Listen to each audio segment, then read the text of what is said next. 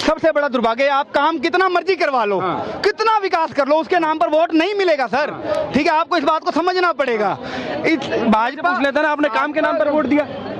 नहीं, ऐसा कुछ नहीं। काम के नाम पर दिया कि समाजवादी पार्टी पसंद है? सिर्फ समाजवादी पार्टी मुझे पसंद है, काम तो फिलहाल मोदी जी काम नहीं करती रही है, वोट नहीं मिलता। कुछ मोदी जी ने काम किया? जो काम उधर से मिलता रहा है हम लोगों को अखिलेश की तरफ से, वो काम मुझे नहीं मिल पाया। जैसे 5 काम, जैसे कि हर चीज में क्वालिटी रही है। जैसे कि टेबलेट में इन लोगों ने फोन बांटे, जो क्वालिटी इसकी कमजोर, मतलब इसकी वो क्वालिटी नहीं रही, उसकी क्वालिटी जो रही है फोन बांटे। हाँ, अच्छा, और क्या बांटे? फोन इन्होंने बांटे। नहीं, इनको पता है फोन वो कह रहे हैं भाजपा ने बांटे। हाँ। तो समाजवादी पार्टी ने काम नहीं किया? अखिलेश ने वो दिया, क्या बोलते हैं, लैपटॉप दिया। हाँ। अच्छा, वो मोबाइल से लैपटॉप आ गया इसलिए आपने उनको वोट दिया? नहीं, कुछ ऐसा नहीं। राशन मिला आप लोगों को? जी बिल्कुल मिल रहा है। आवास मिला? जी मिला। आयुष्मान कार्ड है? हाँ है। तो फिर वोट नहीं दिया? वोट सर, एक सेकंड, सब दे दो, पर वोट ये इसलिए नहीं देंगे क्योंकि एक इनको देखना है कि हमें वोट देना किसको है। आप ये हैरानी की बात है कि इनको आवास मिला, सुरक्षा मिला।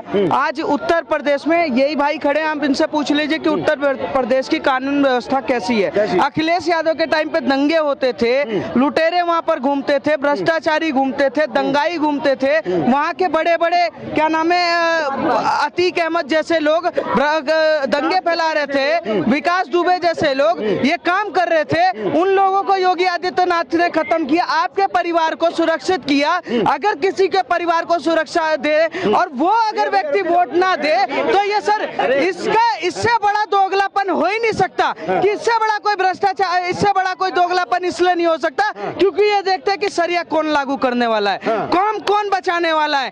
एक रामपुर है, झारखंड में रामपुर है, जहाँ पर 2362 घर है, वहाँ पर 523 लोगों को घर मिला प्रधानमंत्री नरेंद्र मोदी जी के, वो बूथ है। उस बूथ पर नरेंद्र मोदी की सरकार 523 मुसलमानों को घर देती है, पर मुसलमान में से एक बंदा वहाँ पर वोट नहीं देता। ये देखते हैं कि हमारे कौम को कौन बचाएगा। मस्जिद से जो आदेश तो पत्थर मारो, मस्जिद से आदेश तो वोट डालो। मैं ये कह रहा हूँ, नरेंद्र मोदी से मैं गुजारिश कर रहा हूँ कि इस देश के एक मजहब के लिए आप काम करना बंद कर दो, जो आपको वोट दे उसके लिए काम करो। सीधी बात, सबका साथ सबका विकास सबसे बड़ा झूठ है, क्योंकि यहाँ पर एक कौम ये जानती है कि आप चाहे उसके घर में सोने का गेट लगवा दो, चाहे उसके बच्चे को आप IPS ऑफिसर बना दो, वो उसी को वोट देगा जो उसको पत्थर चलाने की ट्रेनिंग के लिए पैसे टाइम पर देगा।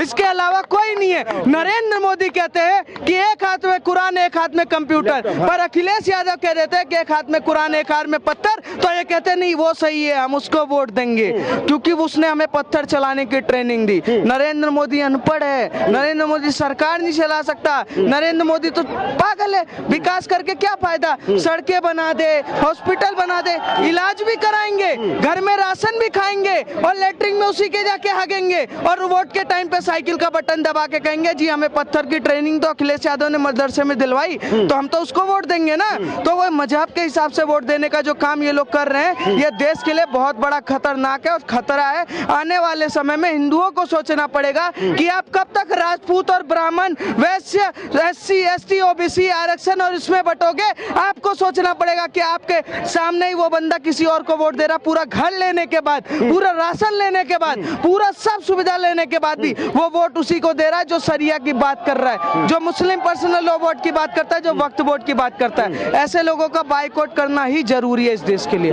अर्थव्यवस्था के लिए सबसे बड़े कलंक अगर कोई है तो ये ऊंचे पैजामे और टोपी, इसके अलावा कोई नहीं। अभी तो वो कह के भी गए कि मुझे सब कुछ मिला पर मुझे सपा पसंद थी, मैंने वो वोट दिया। पसंद क्या, आप जीजा थोड़ी ना चुन रहे हो कि तुम्हें पसंद था चुन लिया, तुम्हें विकास पर जो वोट देना था ना। तो इस सोच को बदलना पड़ेगा, इस देश के हिंदुओं को सोचना पड़ेगा कि हम बटे तो कहीं ना कहीं कटे।